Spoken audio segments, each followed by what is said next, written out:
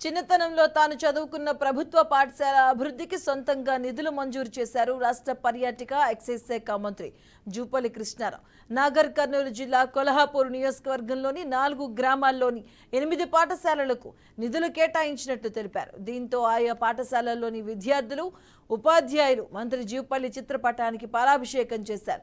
ప్రభుత్వ పాఠశాల బలోపేతమే లక్ష్యంగా 8 పాఠశాలను దత్తత తీసుకున్న మంత్రి పాఠశాలల్లో మౌలిక వసతులు కల్పించేందుకు నిధులు మంజూరు చేసినట్టు తెలిపారు. ఇక నిధుల మంజూరు పురస్కరించుకుని పెద్దమారూరు ప్రభుత్వ పాఠశాలలో సమావేశాన్ని ఏర్పాటు చేశారు.